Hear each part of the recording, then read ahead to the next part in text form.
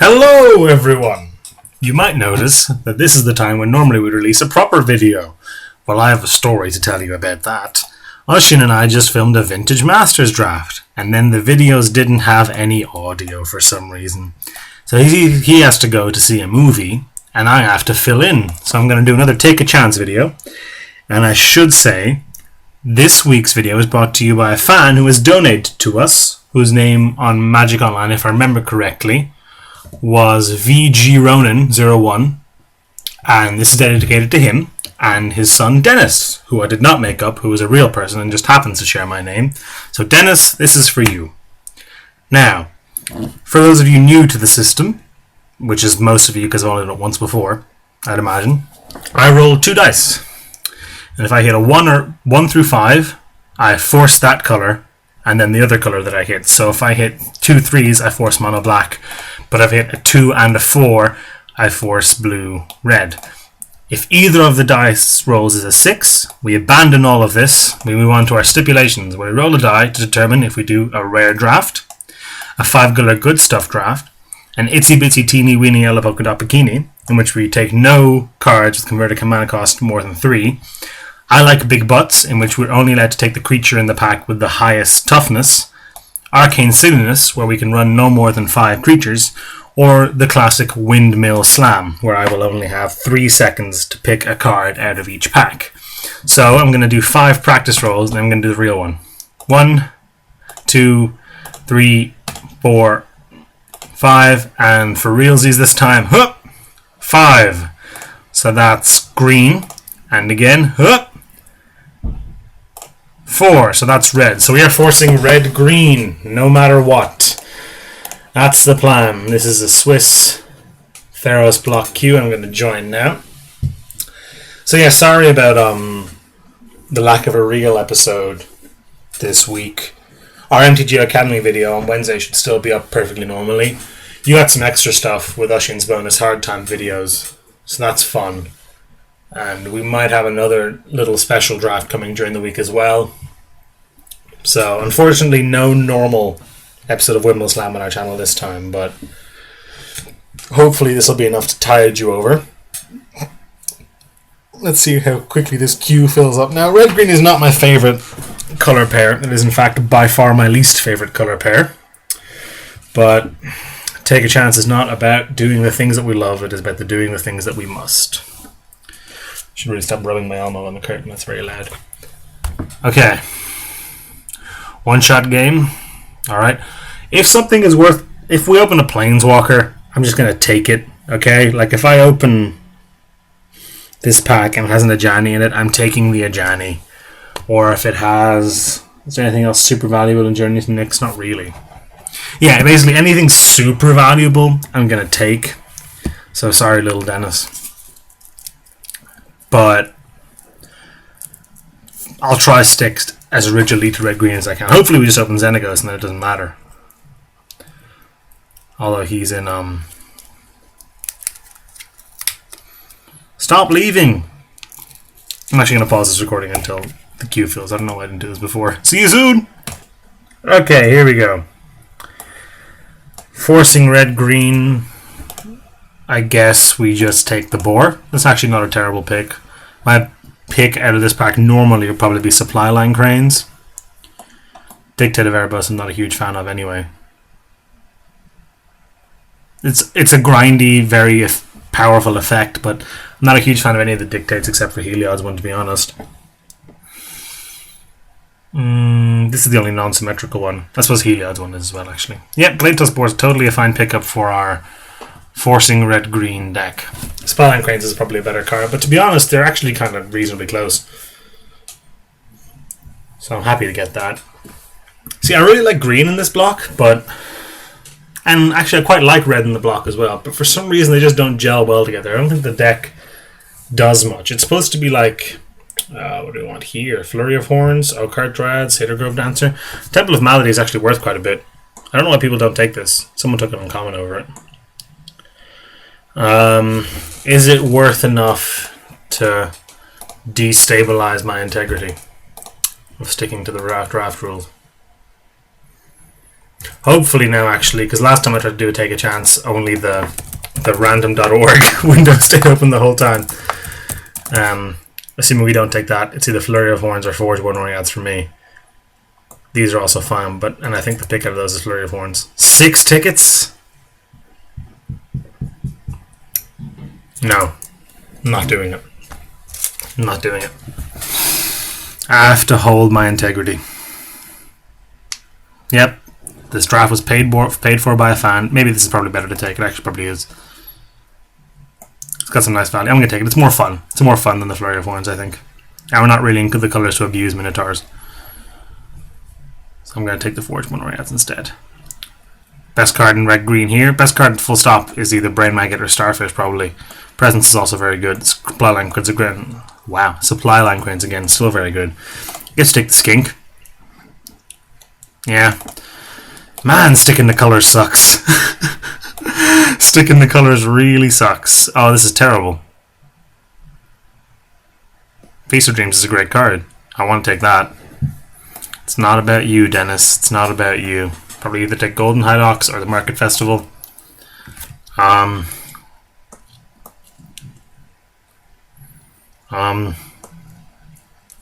excited about either of those, but I guess I'll take the Ox. Another Forge 1 Oriads. Grove Dancer's good. Humbler's okay. Hubris and Feast of Dreams are just better, but gotta stick to your guns, and having more of these is better, because if you get them both out and then you play a different enchantment, you get to shock something, which is very good. Hopefully we just cut red and green hard enough here that we'll be rewarded in the other packs. God, this is miserable. So miserable. Oh, okay, here we go. Meh. I'm not a huge fan of this guy. I thought I would be when I first saw him, but I'm really not. Swiftclaw is a very good 2-drop, but Ravenous Lucracota is totally fine, and it's green, and it's probably a good idea to pick up a green card, because we do need to cut it a little bit so that people don't take them from us in pack 2. So far we've got a 2-drop, 4 4-drops, and a 6-drop. The perfect curve. Rouse the Mob is fine, but Font of Fertility is actually just good, so we'll take that.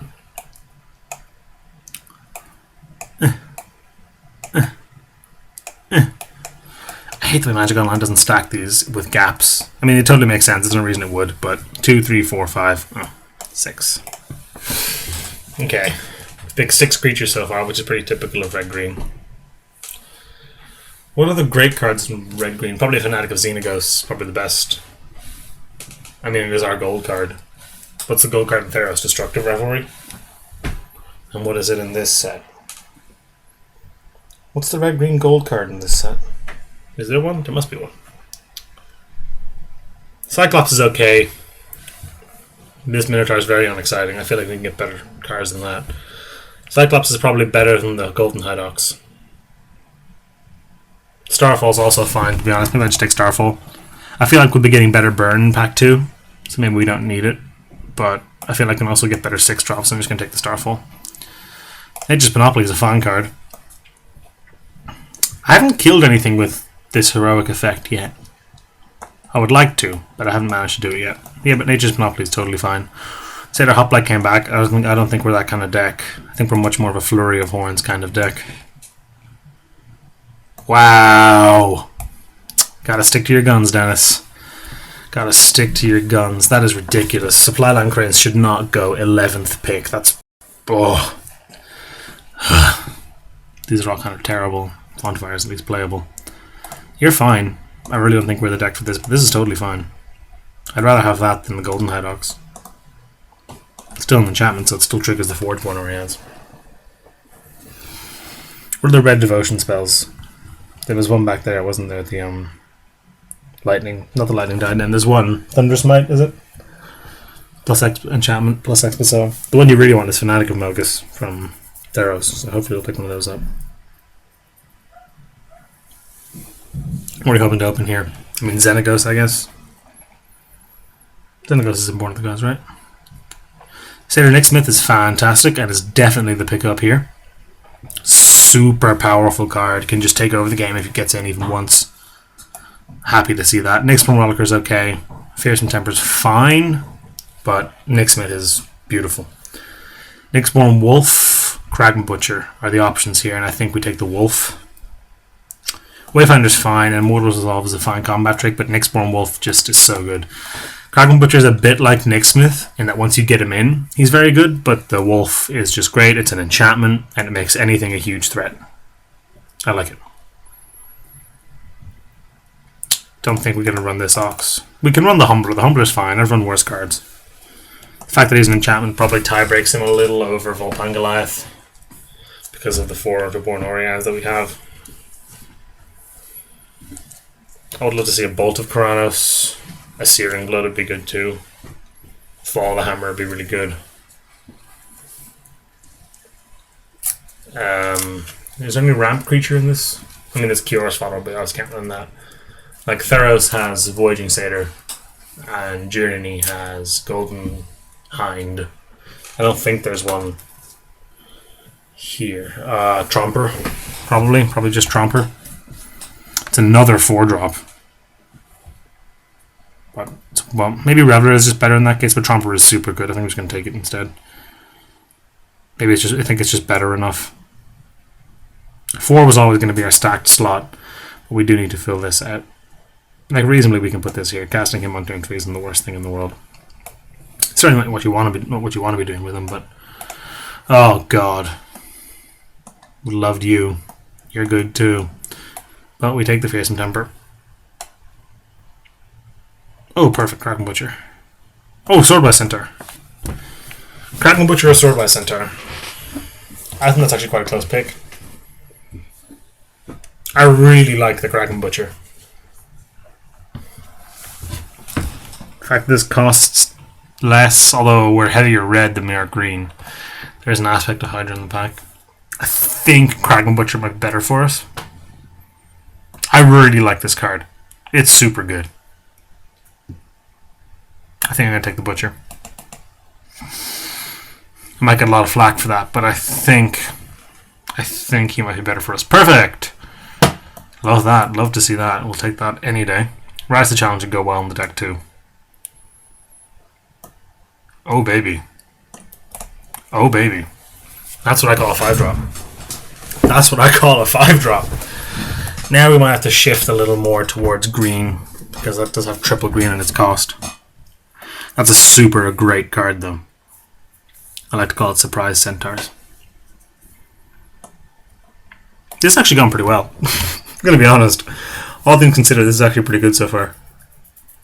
Ugh.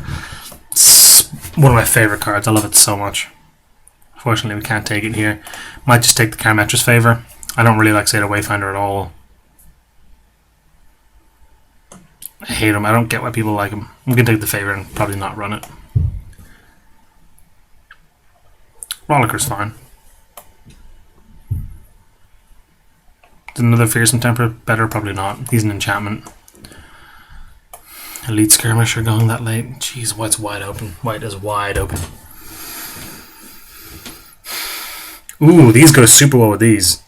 Ho ho ho! These aren't enchantments, are they? No, but these are. Wow, perfect. Love it. The Faded Intervention goes super well. If we have both the Forgeborn Organs out, when we use the Faded Intervention, we get to distribute, what, 4 damage as we like? That's pretty good. That's pretty good. Okay, you can probably cut these Starfalls, because I feel like we're going to get replacements for them now in the Theros pack. Although, maybe keep one in. If we're going to keep one, keep the foil one, obviously. So now, if we open an Elspeth, I will just take it. Okay, Timuret, that's not an Elspeth. Literally 0 green cards in the pack. Literally not a single green card. That sucks. Fortunately, Stone Shock Giant's really good and goes quite well in this sort of deck. I love this card, probably more than most people do, because it gives you a chance, if the board gets stalled out and you both have big, overdeveloped boards, you can just pay 8 mana and kill your opponent. And it's really nice to have that kind of insurance in your deck. Probably Borderland Minotaur. It's another 4-drop. There's really not much else. I'm not taking this. This is completely unplayable. This is bad. This is completely unplayable. I'm going to take the Minotaur. I'm not happy about it though. Titan Strength or Skull Cleaver or Sedge Scorpion. This is definitely more of a Skull Cleaver deck than it is a Sedge Scorpion deck. Like, this is a great card to have, But we are really smashing their face in, so I think Skull Cleaver might just be better for us than this Edge Scorpion is. Wouldn't mind a Titan Strength either. We're kind of low on combat tricks, to be honest. But Skull Cleaver is a super good 3-drop. Courser, Battlemaster.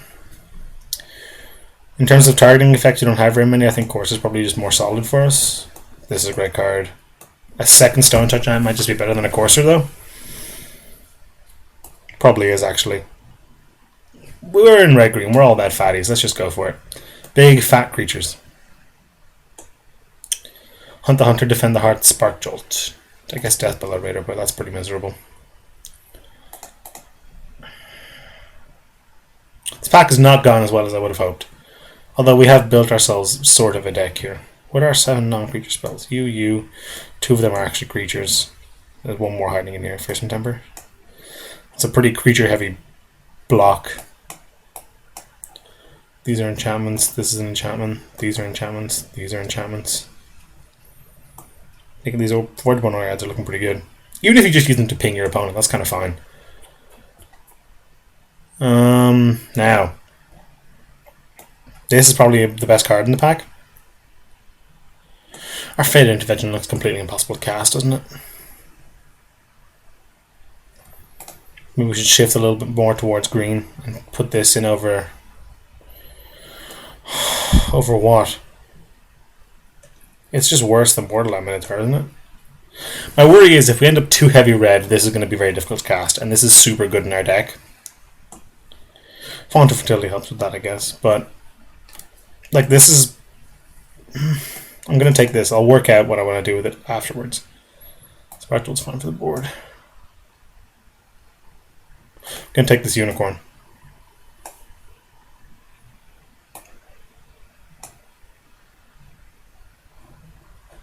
Good for the board. See, being very heavy red is very awkward with this. You know? So we can probably cut the Rollicker. Probably cut this Starfall. We also need green for... oh, perfect. That's a great pickup.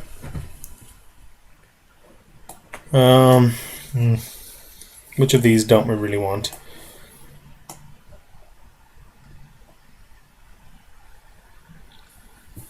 See, the thing is, the more green you have, the more justified you can be in running, like, 8 forests. Like, if we go 9 mountains, 8 forests. And with an Opine Unicorn and Font of Fertility, that's totally fine then for this, I think. But to do that, we have to make 2 cuts. And one of them should probably be a 4-drop. Our worst 4-drops, unfortunately, are green. I think it'll have to be this. Even though I know I took that over the Cerberus, my thinking was we should try... well, like, these are super good. Blade Tuskboar is great. Borderland Minotaur is very good. This is difficult. This is very difficult. Yeah, which of these don't we need? What don't we need? To be honest, we don't really need the Death Bell Raider. Is that just our deck? It's going to suggest what? Let's see what Magic Online thinks. Is it frozen on me now that I clicked that? There we go. 11-6. Yeah, there's no way. We have to go 9-8, I think. Like, our red's heavy on turn 4. But with this and this, I think we're actually okay. Admittedly, this Fated Intervention is super awkward, so I think it's going to be a late game play, but it's so powerful that I don't think we can give it up. Like, I wish we were more evenly split. Like, look at this. You know? Look at that. One of them got 7 green cards, one of them's a triple green. Ugh. Like, does our deck really look that much better if I just cut this in favor of, say, this? It probably does. That probably is just better.